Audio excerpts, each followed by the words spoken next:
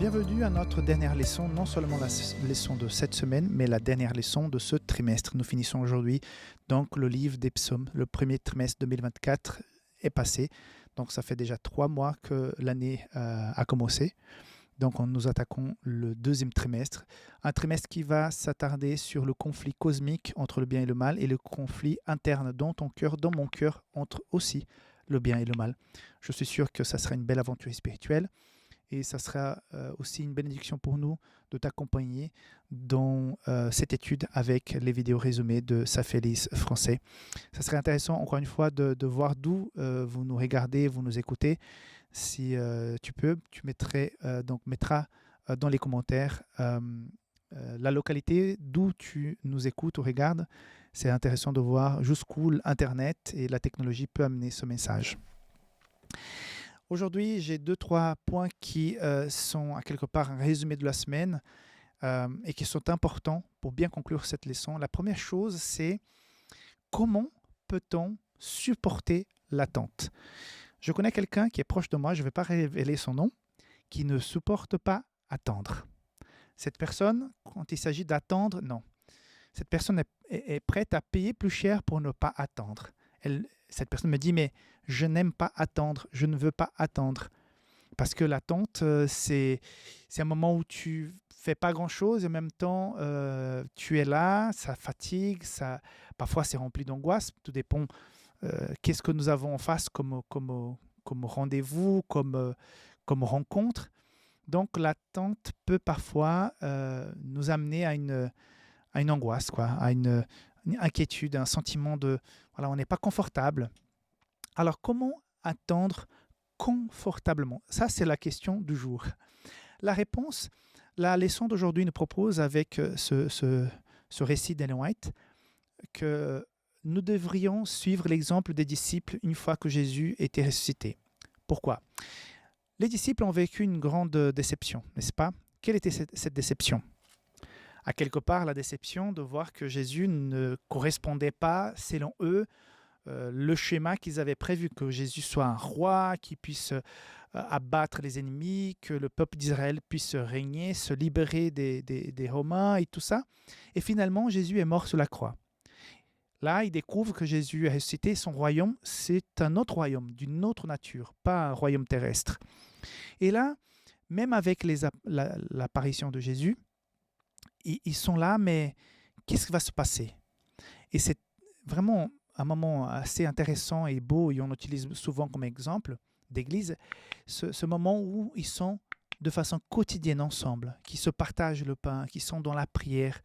Donc, il y a communion avec Dieu et communion les uns avec les autres, dans cette attente de la manifestation de la promesse de Dieu. Quelle était la promesse de Dieu? Quelle était la promesse de Jésus? C'était la présence puissante du Saint-Esprit sur eux. C'est vrai que c'est seulement plus tard, plusieurs jours plus tard, que finalement le Saint-Esprit va venir. Donc, il y a eu attente avant le déversement du Saint-Esprit sur les disciples et sur ces 120 personnes qui étaient ensemble dans la chambre haute. L'attente a été possible grâce à la communion. C'est-à-dire quand nous sommes dans l'attente de quelque chose qui est important, qui parfois nous inquiète, une réponse, un résultat d'un examen et tout ça, on est là, on est angoissé. La leçon d'aujourd'hui nous dit, mais attends, repose-toi, fais confiance, tout simplement, fais confiance. J'ai déjà été opéré 2 fois.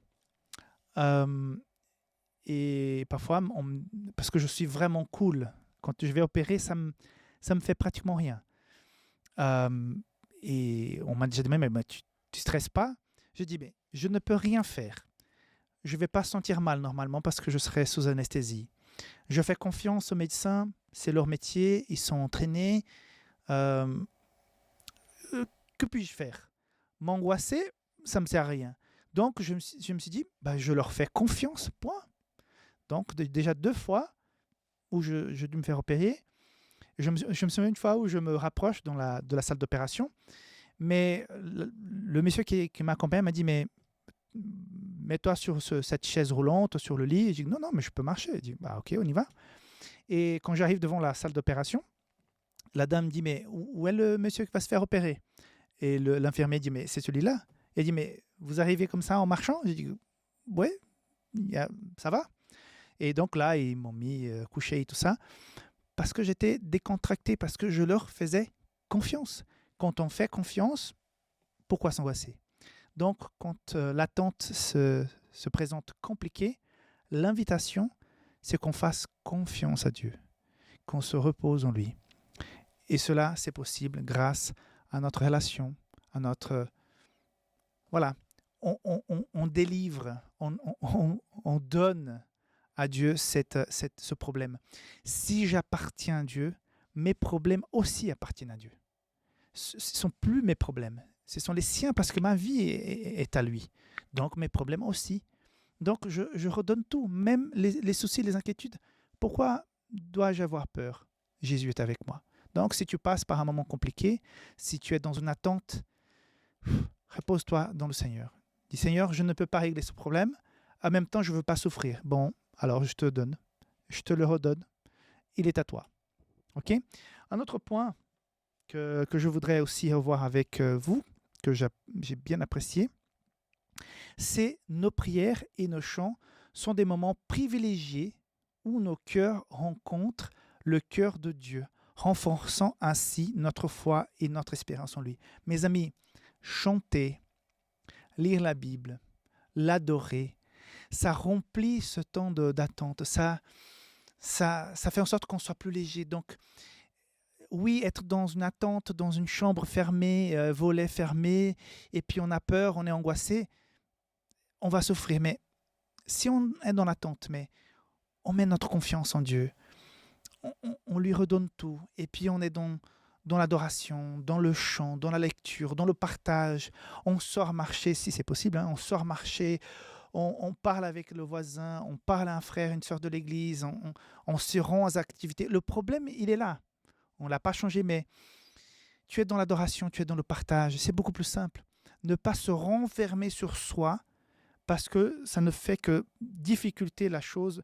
La chose est plus lourde que vraiment elle devait être parce qu'il n'y a pas cette confiance qui s'exprime dans les activités d'adoration, de partage que je peux faire. Donc, comment améliorer l'attente en se mettant totalement entre les mains de Dieu, en l'adorant, en lisant la parole de Dieu, en priant, en partageant. Voilà.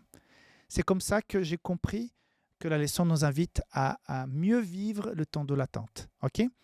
Que Dieu te bénisse. C'était un réel plaisir d'avoir vécu ce trimestre avec chacun d'entre vous. On se voit donc demain pour le démarrage d'un nouveau trimestre. Un trimestre qui va parler de conflits, mais certainement, à la fin de ce conflit, il y aura une grande paix qui peut commencer dès à présent. Donc, que Dieu te bénisse, que tu puisses avoir un très bon sabbat. Si c'est possible, va à l'église demain, partage la foi, l'adoration avec les frères et sœurs et que tu puisses vraiment sentir sa présence. Bye bye.